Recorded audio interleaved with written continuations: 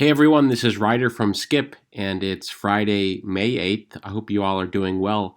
I want to do a quick and important video on the SBA EIDL loan approval email and dashboard, what that looks like, and also most importantly, what the closing document looks like. There's a lot of progress being made this week. I'll show you that in a second, but so if some of you are lucky enough and fortunate enough to get approvals this week, you'll need to sign the EIDL loan agreement. And I'm going to go over that and what you to look for, and some of the important text in the agreement that you should know about.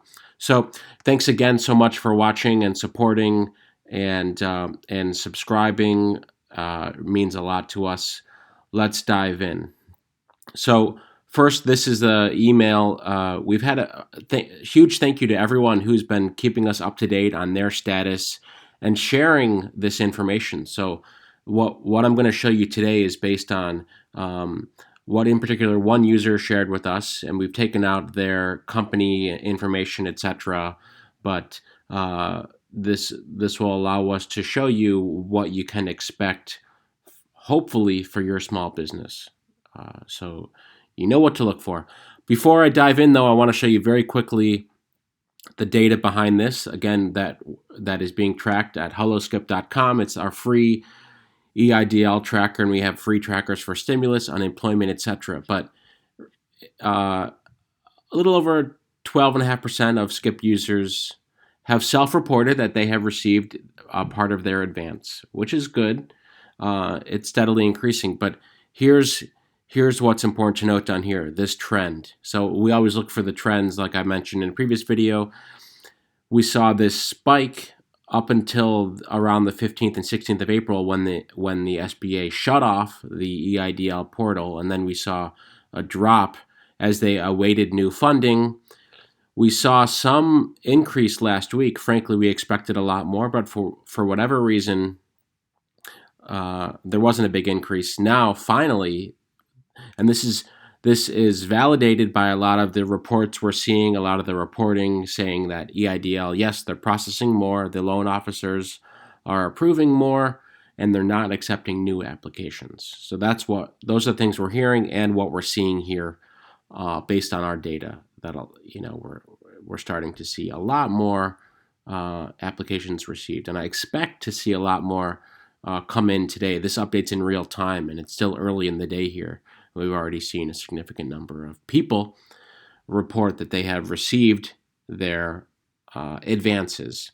So what happens after you receive your advance? Usually a few days later, hopefully you'll get an email to, and I did a video on this yesterday, to basically accept the amount. And this could be the amount that you originally asked for, or up to $150,000. This is the big news from yesterday, that we had confirmed that the total amounts, instead of being $2 million, which is what the EIDL program was before, the maximum amount is now $150,000. So this particular person had applied for more. They're a larger small business, but their maximum amount was $150,000. Okay, so that's the high end you can expect. And within that, you can change if you want less than that.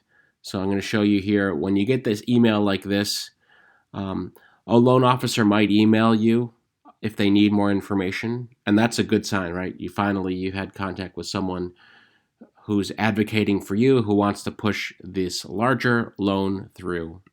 Okay, and then you log into your SBA EIDL dashboard again, and you'll see something like this. So this is the person who sent us their screenshot, and basically you can see it is much simpler than the old form, right? The old form asked for a lot of materials, and frankly, we expected the same, but this is very streamlined and very straightforward. Basically, you had the short form that he originally did. They do some checking on documents and identity, and I'm not sure to what extent they compare to see if you've received PPP or not. I don't know. I assume that they're checking that. because the SBA is, checking all of these, but that could be, I'll give them the benefit of the doubt there that they're checking to make sure they know who's getting what. And then you sign the closing documents. Okay, so this is what I'm going to show you now in detail that we have seen. So it's called the Loan Authorization and Agreement, the LA&A. Again, this is directly from the SBA. The person who sent this to us has removed all of the specific loan number, information, name, etc. So I'll just show you kind of what to look for here. Yes, you do want to read this.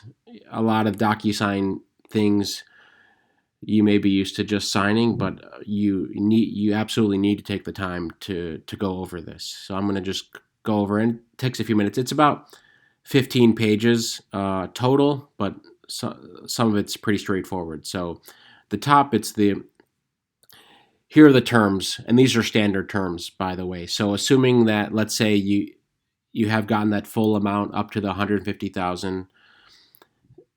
Again, these have been the EIDL terms for years. It's a 12-month repayment from the date the note is signed, and you have 30 years to pay back. And the interest, again, this has been standard SBA EIDL practice, 3.75% for a for-profit, 2.75% if you're a nonprofit. So that's the interest rate. When they do the math with the new cap, the payments in a year come out to around $731 per month. Okay, and there's more on the terms and collateral. If the loan amount is more than $25,000, they request collateral. Frankly, since a lot of this has been streamlined and changed, I'm not sure to what extent to what extent this is in effect now, but they've had it in their documents. So for loans of less than $25,000, the SBA is not taking any collateral. Okay, now a couple things is the use of loans, right? The PPP is very strict on how you can use it, and that's a lot of the questions we're seeing now is like people are worried that they will not be able to get it forgiven and it will turn into a loan. Well, even if it does turn into a loan, that's still a low interest loan, so just to keep that in mind. There was a piece that came out today that showed that actually there was still a lot of money left in the SBA PPP pot because a lot of small businesses are wary of taking the money now. Just to want to throw that out there. If you think that you've missed the boat on PPP, if you've watched some of our videos and read up enough about it and you think you're interested, there is still money left in the PPP pot. Okay, the number of applicants has decreased significantly. So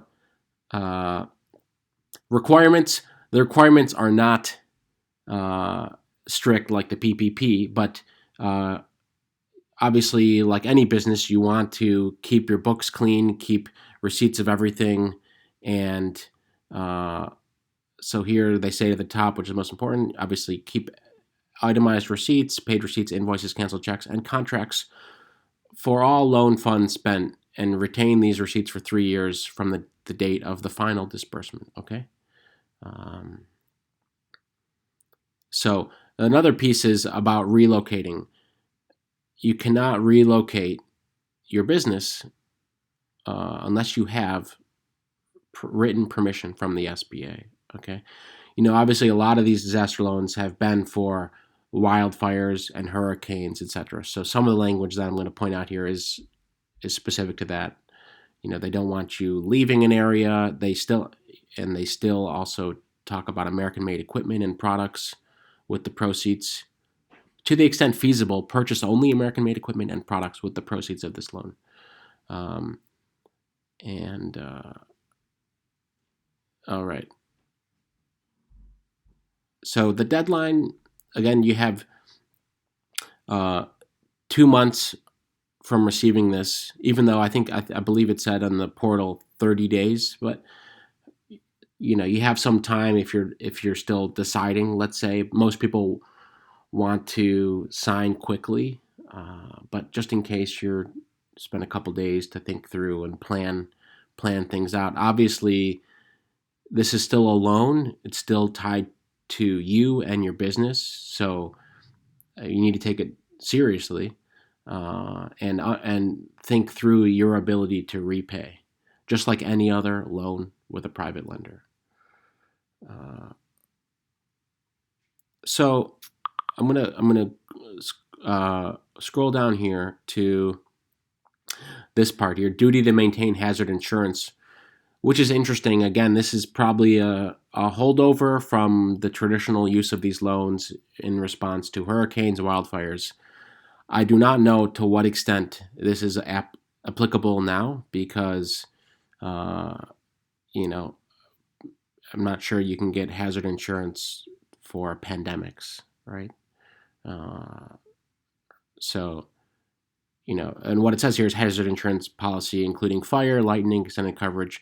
Again, so much of this is for, kind of geared towards natural disasters. Anyway, general bookkeeping information, how to keep good books. But if you have a good bookkeeping practice, in general, you shouldn't have a problem. But you need to read all of this. And let's see here. There's some certifications too, namely to make sure that nothing has changed substantially since the original application, right? That could be like judgment liens or tax liens or bankruptcy, etc., things like that.